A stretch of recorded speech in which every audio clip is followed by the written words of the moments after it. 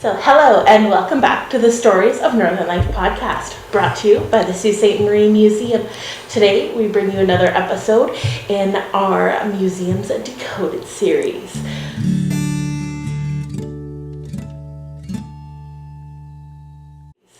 So last week we were talking about the history of museums when we looked through this article here, the history of museums from cabinets of curiosity to today. I said in the last episode that we were going to be talking about what are museums and having that discussion today. So I'm here joined with Will, our director. Hi. So you've probably seen him on a few episodes before, heard from him, especially when we do all of our press stuff. But we actually have both sort of come across this article, I think both sort of from the OMA, when we were doing stuff with it. Yeah. And it's really good to explain like how museums came to be, which sort of helps us understand like what is a museum. So I think sort of a big fancy kind of older definition would be like just an institution dedicated to displaying and preserving culturally or scientifically significant objects. But like, yeah, museums hold a wide range of objects. Sometimes they focus on a particular theme. If you have like the Museum of Human Rights, or even like here locally, the Bush Plane Museum, so focusing on aviation, specifically our bush planes, or who are maybe a little bit more general like us with like our community's history. But then they can also have arts, science, natural history, things like that. And sort of since that establishment of like earliest known museums in ancient times, they've sort of been associated with academia and the preservation of rare items. Museums, kind of what we know of today, have originated from like those private collections of interest items. And not really until much later did they start to have more emphasis on education, like educating like the public. Yeah, and I think if you look at it too and you go back to like this cabinet of curiosities or like those early on museums, right, we're looking at, it's mostly going to be natural specimens because people are very curious about the world as they're exploring and discovering the world. And then it does come from a point of, okay, we have this private collection, but then it grows to such a point as to then what do you do with your private collection? Yeah. And then how do you keep it going? How do you fund that? But also, do you have a right or responsibility to share that with the people? Mm-hmm. And so, yeah, like the cabinets of curiosity, as we read in the article, originated more in like the Middle Ages. Yeah. And one thing that this article actually didn't talk about or address was one really interesting part here was like our first known museum. They were talking about sort of like in ancient Greek, you had the term museum sort of popping up, like place of the muses. However, the earliest known museum that we've sort of been able to find, and this is a public museum, is the Egnegaldie Nanans Museum. Probably not how you pronounce it. And so it dates to 530 BCE, and that is before our Common Era. So the curator was Egnegaldie, the daughter of Nabonidus. But it's actually sort of interesting to see that like our first museum was actually had a female curator. Yeah. And I don't know, based on the like my time taking OMA courses, I don't know if during your time, but I think like the majority of the participants are all women. Like, did you find that too? Yeah, and I think it's a shift historically, right? Like if we looked back, it was more a highly male-dominated role, and especially up in the higher levels of like CEO or executive director or things like that. But now I think we're starting to see a positive change where it's becoming more inclusive, but in fact, you're right, it is more female-led, which I think is great. Especially looking at this historical fact, going back to the first person that started the museum was a woman in like 530 BCE. So I think it just harkens back to maybe some type of sensibility or responsibility as being a woman. I'm not sure. But But yeah, a little bit more about the museum. So the curator was Anagaldi, the daughter of Nabonidus, the last king of the Neo-Babylonian Empire. It was in the state of which is in the modern-day Daikar province in Iraq, roughly 150 meters southeast of the famous ziggurat, which was a sort of like a piece of a temple complex, and it served as an administrative center for the city of and this museum was discovered in 1925, which is kind of interesting too, because if it was discovered that then, why is it also not talked about as much? Because I think also times a lot of we get kind of caught up in just looking at the western part, which stems from like the Greco-Roman history. So it's sort of like really interesting to go back and look at this. And I think maybe too, it might even be, right, we like when we go back that far to even think about a museum existing kind of seems like a dream or like something that isn't real. So coming across it as maybe an archaeologist in the 20s, you were maybe not familiar as to like what this collection of items you came across was. Maybe is it a tomb, maybe is it a ceremonial piece of infrastructure, or like what is this gathering of things that we have here? So and I think also in 1925 we didn't still have our sort of standard museums. Like we had some of the museums, but it wasn't still quite what we know of today.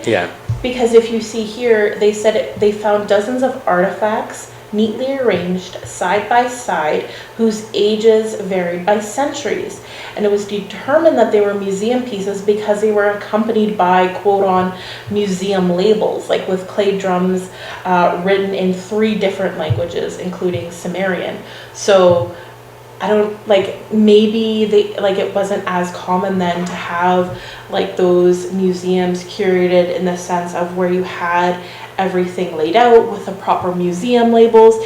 Maybe that was something that came about more so when museums were becoming a little bit more public. I think. I think that's a fair statement. And I mean, maybe back at that point they had already figured out how that worked, and now we're back here trying to figure out how it works again. So I guess maybe that's also why it's important to have museums, is because we do those cycles, so we kind of help keep track of those cycles. Exactly. So museums also are, like the definition is shifting to serve to collect, preserve, interpret, and display objects of cultural, historic, or scientific significance. And it seems like, that's what that guy was doing there. I think the important part in the shift there, or I think we'll get to it, is that interpretation piece. Whereas it was always to collect and preserve and potentially display maybe to your family or to your wealthy friends that you invite over for your personal collections, but then we start to see this move into that interpretation piece, which I think is really interesting.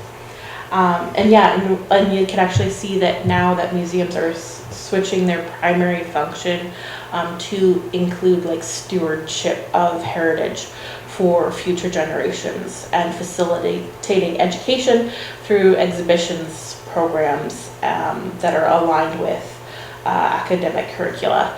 And I think that's, in a way, sometimes that little last part is the hardest, because since the curriculum keeps changing year after year, we keep having to change the education programs.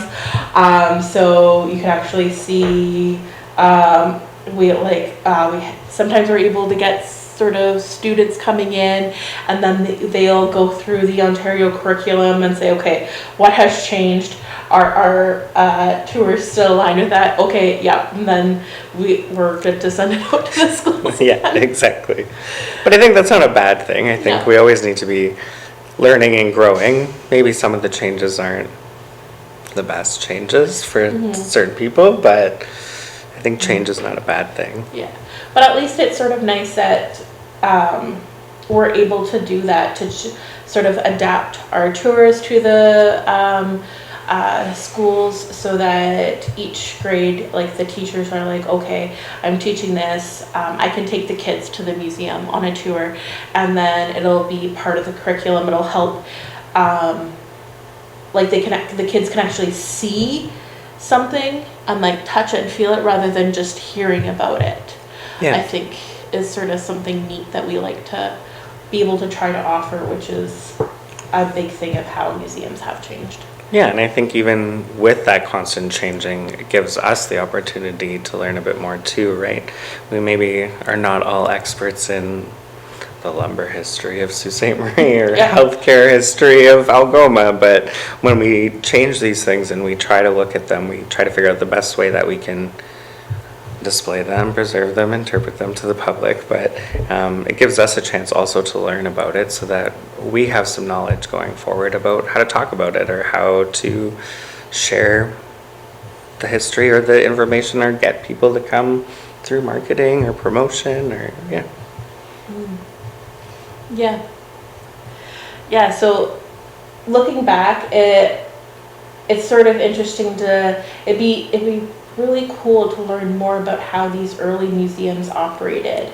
And then, because if you're looking with Greece, they sort of had museums, and I think they were sort of a mix of the cabinets of curiosity, where they were always sort of attached to sort of, I think, an institution. And it would be stuff on display so that you could use it for your research purposes.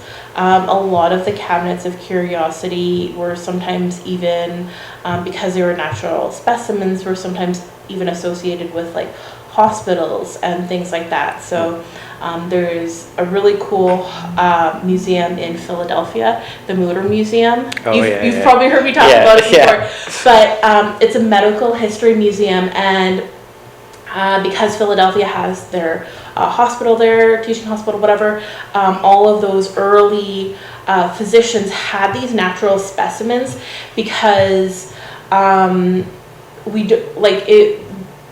nowadays we have Google access to all of the research papers, everything like that, to understand these cases.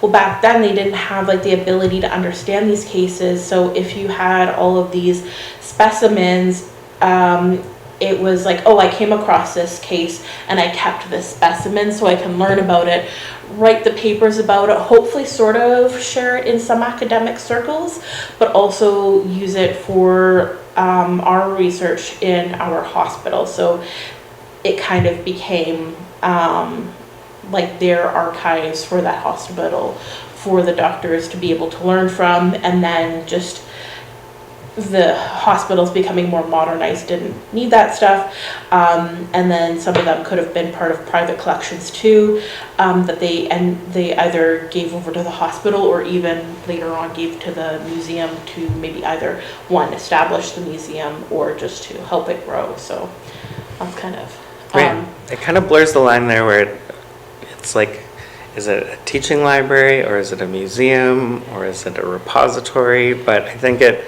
eventually works itself into being a museum. But you're absolutely right. Like, even looking at like the taxidermy specimens that they would have in the natural history museums, like people were using those to learn about animals and species from around the world, how they migrated, how they were made up of bones and muscles, and how that all worked together. So yeah, I think it's, and you can sort of also see it too in the sense of where they were started in like private homes or part of these institutions maybe attached to the schools, because nowadays like the public can go to Agoma and use their library and sort of archives, but it's not really as big for that. So the public might have been able to do this, but it also would have been a lot more classist back then. Yeah.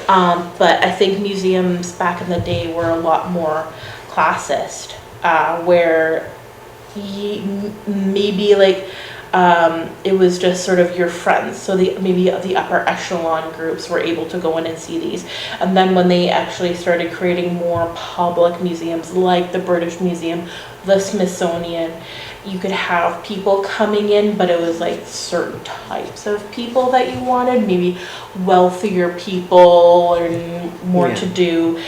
And so now we're trying to go back and make it more accessible and having different languages. And that's almost like what they were doing early on when you had 3 different languages on the museum tags. So did museums actually start out as something that was very public, open to all, kind of like we have today?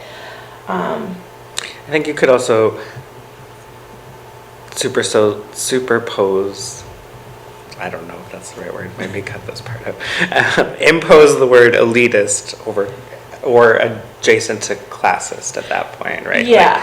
Like it's your elite upper echelon that, I mean, normal people aren't going to have collections of taxidermy specimens from all around the world because it's the people that have the money that are going to get them. And then I think it kind of becomes, like you're saying, a little bit of a bragging point or something you want to share with, like, those people that are interested in your lifestyle, or you might be trying to seek an investment from, or just wanting to brag a little bit about, like, well, I've been across the world and look at all the things I found and brought back here. Is that right? That's another discussion, but I think that's definitely the start of it, was classist, elitist, opportunities for people to maybe brag a bit and showcase like their history and their wealth or their family experience, having the ability to travel the world and bring these things to show to people. But I don't think it was originally for the general public, and I think that's a definitely important part of where this shift in museums operate happened and needs to keep going towards. Because then you start to see, I guess, the quote on new museum order, where institutions like that were labeled as museums were beginning to be open to the public, so that they could be used for research and education and the general thing. But you also usually had to buy tickets to go and see that. Yes, we still have admissions to museums, but we try to make those admissions accessible to all, and those admissions help us to keep it open. Whereas back in the day, based on reading the article, it actually said in the one point where museums weren't actually able to be open to the general public until like ticket changes around like the sort of late 1800s, and so you kind of have that where you start to see things like the British Museum, and it becomes this big thing of where you want maybe tourists to go see it, the upper echelons to see it, to sort of almost establish this, I guess you would say, like, there's like the civic pride, but it like national pride. Sort of type thing, like, oh, look at how great Britain is, everything sort of like that.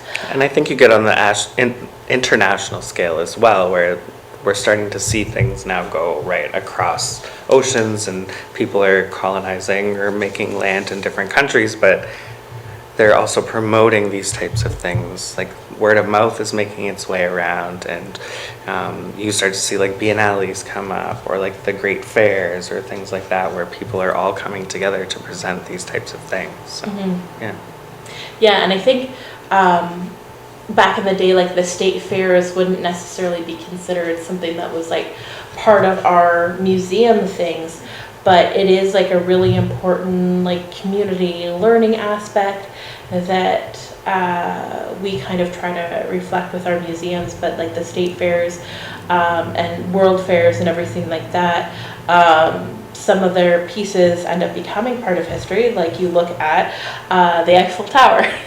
It was only supposed to be up for like maybe 5-10 years or something like that, and then taken down just so that like after a little while, okay, yeah, we had it set up here for the demonstration, sort of served its purpose. Now you can kind of take it down afterwards, sort of thing. I mean, even in Ontario, like you look at this CNE. The CNE was like a one-time investment, but it's still there. It's still going. There's vibrant things happening there. But Expo 67. Yeah, that's another good one. So Montreal, when I was there, I got to see the biodome, the biosphere, and all of that. So those were left over from the expo. There was even the, like all of that sort of leftover that you got to see that are now sort of big statement pieces. And even like we start to see sort of things like the Smithsonian establishing with, that's where somebody donated their collection to, and that opening, and that growing more and more and more. And the Smithsonian is a really, I think, special museum in the sense of, because it is so publicly funded, but also it's still sort of under the control of the government because it was donated to the American government. It's actually a free museum. So that's like a really rare instance where you have a huge museum like that being free to everybody. And it's something that's so incredibly large. Could you imagine just like looking through their archives? I would spend months there. I would work there. No, I'm just kidding. But no, I think that's something interesting to point out as well. Yeah, like when we talk about how potentially museums are established or created or founded, like if we look back, still talking about that cabinet of curiosity model or that private collector model, eventually those collections, they either outgrow their space or they outgrow their capacity to manage. So then they do kind of tend to set up these maybe public-facing organizations or donate them to organizations that have the capacity or ability to manage these in a more public realm. So they're not, I think they're maybe kind of realizing, well, I have all this stuff. Do I need to keep all this stuff just for me, or maybe can I share it with the public, and how am I able to do that? And then, yeah, eventually, as you were saying, it did get sold to the American government. So that kind of gets into funding models of things where you also see like a lot of UK museums are free for access, and they just ask for donations to help with ongoing maintenance or conservation or preservation, which is, I think, where we all should be. Would be amazing. But that's a place we'll get to at some point as the history of museums evolve. But and speaking of like where museums sort of outgrow the things, that's even how our own museum kind of came about, is that you had two historical societies that kind of joined together. So our Sault Ste. Marie Historical Society, and then the 49th Field Regiment Historical Society, they joined together and were like, okay, let's create like a little museum. They quickly outgrew the space, and I don't know if when they were in there how accessible it was to the public, because it was inside the armories, and I think back then it was a little bit more publicly accessible. And but it is also too like tricky in the building. You gotta like find your way into there. And then finally we were able to open this guy here, and you've kind of sort of outgrown the space too a bit, but it's a lot easier for people to come and see us and come in and get in and everything like that. And so, yeah, we sort of do see in the 20th century where museums were kind of making the switch to focus more so on visitors. Like in the early years, they were focused on more static exhibits aimed at sort of scholars. But then in the latter half, also sort of like that kind of coincided with reduced government funding, and like it was pushing the museums more towards sort of that private funding, but also self-funding in a way, where you want to focus on the visitor experience to attract the visitors that can help you generate the revenue, and prioritize that public engagement, have more interactive exhibits. And then it just even further evolved in like the 21st century, where we want to be more accessible and inclusive and digitize and all of those stuff too. Yeah, and I think that's where you kind of start to see that change, right? Like they started out as these very academic, scholarly organizations, which they still are, and a lot of museums partner with very scholarly institutions, universities, colleges, nonprofit organizations for whatever projects they're working on. But you start to see the change of the focus from that, which isn't necessarily going to educate as many people or bring as many people in, and then the loss of like that large scale funding is how are you then going to bridge that gap, right? Like, are we going to just operate until we can't operate anymore, or how are we going to future plan? So I think that's when you start to see that tourism portion, and then you see like trains are starting to be built and boats are going across the ocean, like steamships, or then you start to get planes, then you start to get cars. So people have more accessibility to more of these things, and I think it becomes more of a commodity rather than like a scholarly institution. Maybe commodity isn't the right word, maybe more of a tourist attraction also isn't the right word, but maybe more of like an experiential thing rather than a learning opportunity. Well, they also have it here as explaining that museums sort of now sort of trying to exist for someone rather than for something. Yeah. So trying to really be there for everybody, because you're trying to do the most to get everybody in. Yeah, trying to be kind of touristy to become almost like a tourist attraction quote, but you're just trying to get those people in so that they can learn the most from you and experience it. I think that's probably what you're trying to look for. Yeah, trying to like find that balance or flip that back to like how does it become scholarly but still entertaining, but how is it entertaining but still scholarly, and where is that line that's going to engage people with the history and the amazing collections that we've had for years or we're still getting that are amazing as well. Mm-hmm. But how do you get them in to experience that and enjoy that? Whereas before it was, okay, we're going just to learn something or study something specific, but now we're trying to, I think, be more accessible, and more engaging with the public and just trying to share their stories. And I think that, that's like a big switch too we see with the education role, is that you start to also see education departments coming up in museums, so that you could have more public engagement. So you even try to employ people who are a little bit more specialized in how to educate, because sometimes we get too wrapped up in the history part, and it's like, what do you mean you don't find this like completely fascinating and you could just sit here learning all day? You need it more engaging. This is so engaging. You don't want to talk for 45 minutes on the history of zippers? Like, I don't know. So it's kind of nice to have that person being, okay, no, here is how we can make it a little bit more fun. Let's do other activities, include things like that. So I think that sort of helped too. And also, when we're becoming more accessible, we also are becoming more inclusive. So we're also trying to become and like help to almost like Here they sometimes describe it as empower citizens from all racial, ethnic, social, economic, and educational backgrounds.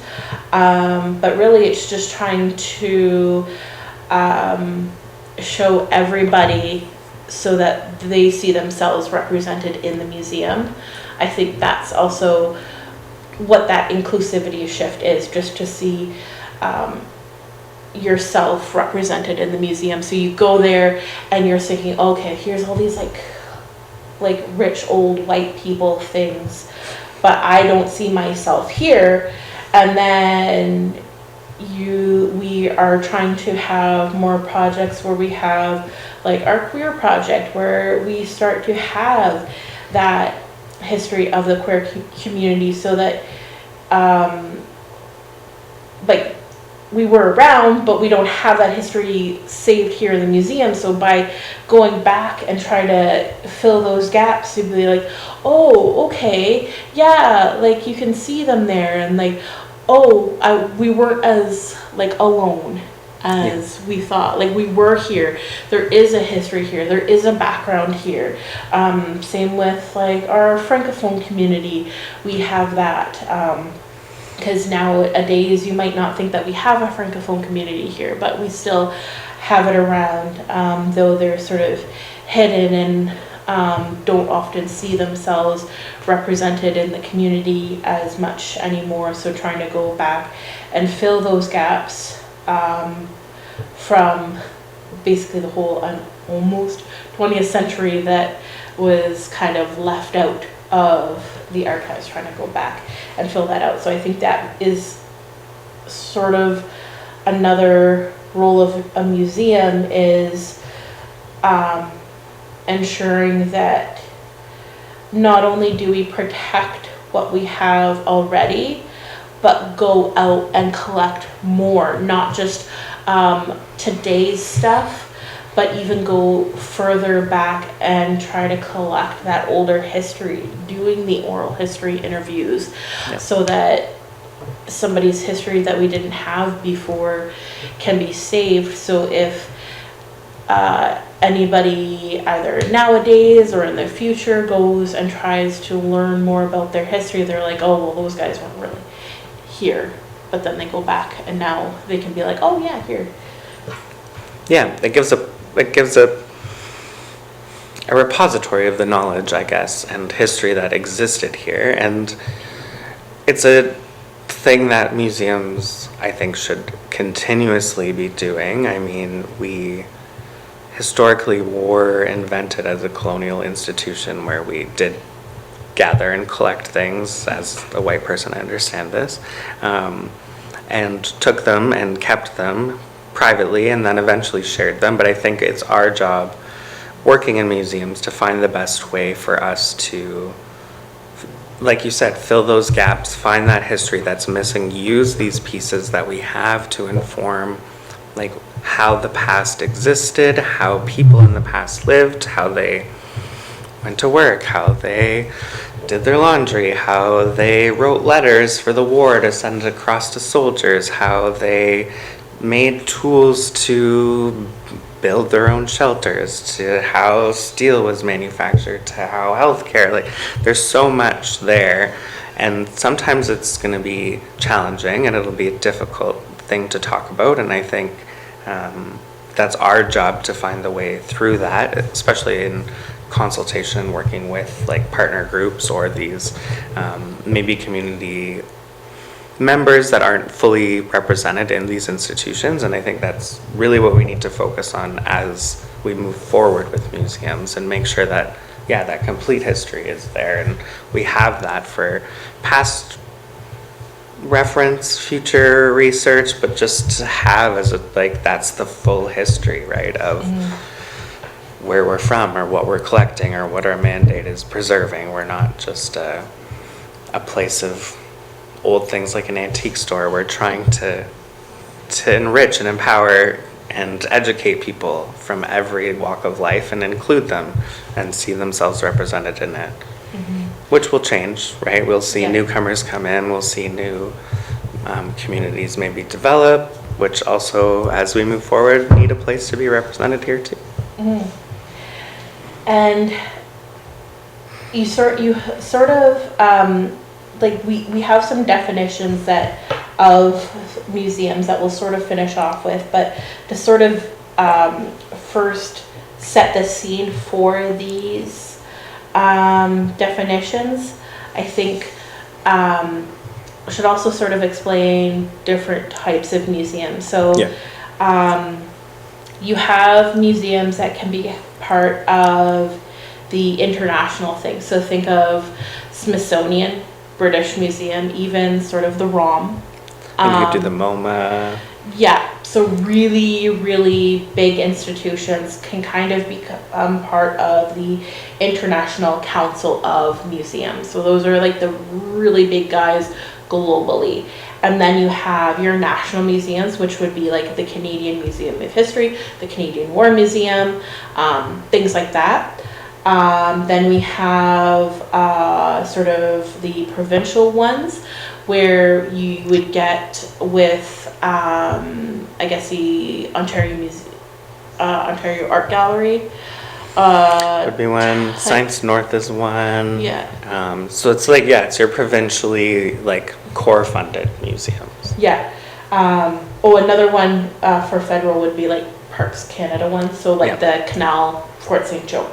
And then we get municipal, so that would be like, you think the old stone house, because the city owns them, the city runs them.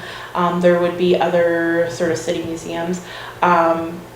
Now with us, we preserve the history of the city, but we're actually not a city-run museum. We're kind of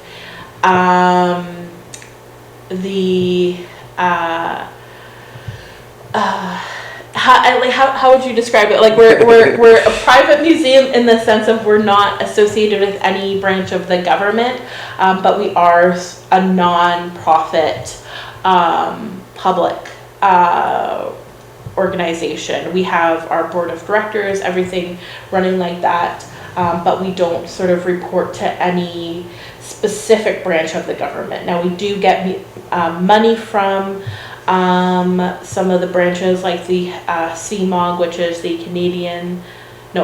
Community Museums Operating grant, which is provincial. Yep, so that's through the provincial government. We get municipal funding through our agreement and arrangement with the city. And then any other types of funding would be grant-based or project-based, or revenue that would come in either through donations, admissions, memberships, those types of venue rentals. Another good one, for example, fundraising. Yeah. So that's sort of how museums sort of kind of operate. And usually when you're at those different levels, you kind of maybe will follow those different levels of museums. So because we get money from CMOG, we sort of have to follow some of the Ontario standards. There's some of the Canadian standards, like you have the Canadian Museums Association, and so from there we usually get some help, resources. There's also the OMA, which is the Ontario Museum Association, where they actually do training so you can get your certificate in museum studies, which I'm doing right now. You've already done. So that's so helpful for us. So you sort of have those groups to base off of. And I think even with when you get down the line, right, like we're talking like municipal or privately run museums, you can even go one step lower, which would be your volunteer run museums. So we're looking at like those really small historical societies. Maybe it's a schoolhouse, and you have a couple really great volunteers that have been there for 30 plus years, and they just want to see it keep going. At any level, we're always trying to do our best. So whether that be with the ability of staff resources or financial resources or resources that just exist, I think everyone is always trying to reach that top tier.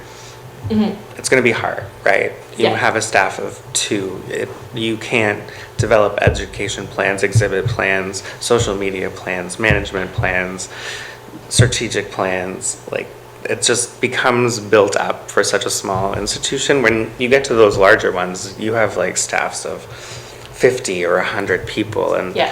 there's much more capacity and ability and resources available even to like work with collections. Like, you'll have a dedicated conservator, you'll have an art conservator, you'll have someone that specifically works on a specific collection within, like, if you look at the ROM, like, there's someone that's specifically for like Eastern Asian or Middle Eastern collections. Yeah. Whereas here, we look after all the collections as one person. But we're always trying to meet those best practice standards wherever we're at. It's hard because funding and support, But also, as you sort of go up, you also have, like, you have to follow the guidelines that they do. So here you have the International Council of Museums' current definition of a museum, which was adopted in 2022. So they say that a museum is a non-for-profit, permanent institution in the service of society that researches, collects, conserves, interprets, and exhibits tangible and intangible heritage, open to the public, accessible and inclusive. Museums foster diversity and sustainability. They operate and communicate ethically, professionally, and with the participation of communities, offering varied experiences for education, enjoyment, reflection, and knowledge sharing. So I would say that's like a pretty good open definition, but then you also have the Canadian Museum Association's definition. And so once again, a museum is a nonprofit, permanent establishment that does not exist primarily for the purpose of conducting temporary exhibitions, and that is open to the public during regular hours and administered in the public interest for the purpose of conserving, preserving, studying, interpreting, assembling, and exhibiting to the public for the instruction and enjoyment of the public objects, specimens, or educational and cultural value, including artistic, scientific, historical, and technological material. Though they did sort of update it in 2021 to say that museums are at the heart of a just and knowledgeable society. They educate and inspire. They house our culture history. They create a sense of community and belonging. They allow us to better understand our past, our present, shape our future. They spark conversations and reflection. They build empathy and understanding for each other and remind us how diversity makes us stronger. So you sort of have all of these kind of different definitions, but sometimes as museums are sort of trying to evolve with the times, if these definitions aren't kept up to date, then those larger institutions might have a harder time keeping up with it too. Whereas us, since we're not really tied to anything, we can kind of, in a sense, almost do what we want and try to go with the times and try to like keep up with what the public is almost sort of expecting us, rather than trying to get these big organizations to keep up with the public. They change it, so then you can follow along with their changes.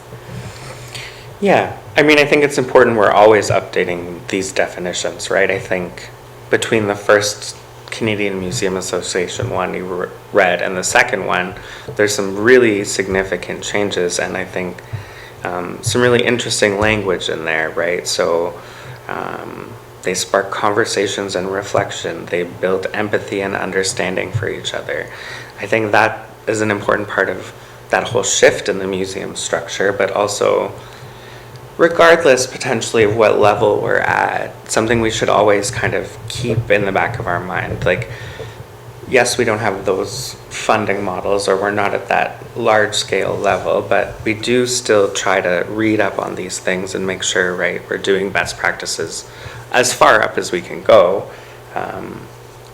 while still being reasonable or realistic with where we're at as an organization. So yes, we can't build a whole brand new building right now, maybe someday in the future, to do all these amazing things, but I think it also gives us something to look forward to and to try to reach toward in the best way as possible. So I think they always need to be updated, because if they're not, things are going to change, and we're not reflecting on our past to inform and shape our future, exactly as they have said that museum should be doing. So I think that's important, and it will be difficult for different levels of museums to kind of meet these needs or meet these changes, but I think it's something everyone should keep in the back of their mind and try to reach towards.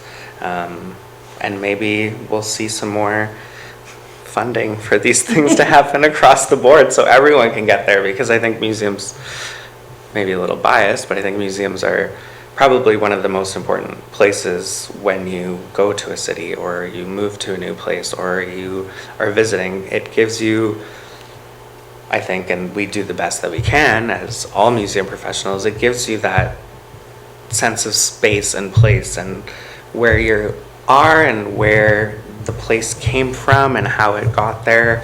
I mean, I can spend way more time in museums probably than the general visitor to learn these things, but I think even just a quick walkthrough gives you that sense, right? Like, this is where I am, these are where these people came from, this is how this story grew and was built and is important. And we even have different groups that help try to support museums in some of these best practices, learning, just getting together, things like that. One of them is GLAM, which is the Galleries, Libraries, Archives, and Museums.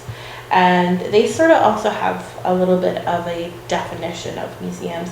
So it's sort of they occupy a functional role in democratic society as repositories of cultural heritage, spaces for learning and critical thought, third spaces for communities, sustaining collective memory and history. So here it's even saying that they're like a space for like communities, kind of like almost community gathering space. Yeah. GLAM is a really awesome one. I think the fact that all four of these sector partners are grouped together is really important and interesting, right? I mean, we all serve the same type of focus, the same type of interest. Funding models will be different, practices might be a bit different, but like in the bigger picture, right? Like, galleries are there to share art and get people in. Libraries are there to share books and get people in. Archives are there to keep archival history and share it with the public, and same with museums. So I think once you bring all these into one grouping, you get a really interesting maybe voice for advocacy, but also resource sharing and practices, right? Mm-hmm. And then we start to see the blending of these things across various organizations. So here at our museum, we're a museum, but we have an archive, which is quite substantial. We've become a bit of a gallery space for art shows, and then we have a resource library. So we fit into all of these. We don't necessarily operate under all of these as like the way that they independently do, but I think having them together brings really interesting discussions and opportunities for all of the sectors to push forward and do exactly what we're talking about. We're all here for memory, history, thought, and critical thinking and artistic expression or scientific research. I mean, we all kind of have that love of what we do and what we're sharing, and I think that's the important part of being a museum, but also a gallery, library, or archive. Mm-hmm. So, yeah, I think that's sort of, I think, the best way that we've sort of answered this question of like, what are museums?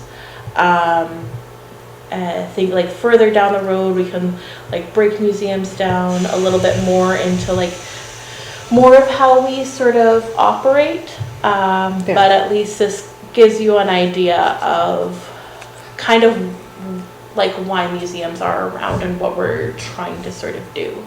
A little bit of a maybe not so brief overview of, yeah, exactly. What is a museum? Why does it exist? In our opinion, what is the importance of it? And how do we fit into this big picture of museums everywhere in the world of all different types and shapes and sizes and staff models and funding and and sort of trying to respond to some of the stuff that's going on right now with what's going on in the States and what's happening with the Smithsonian, because we don't want it to sort of get lost of what museums are there for, and to sort of almost in a way see the name of the Smithsonian be almost dragged through the mud in a sense of that museums are really there.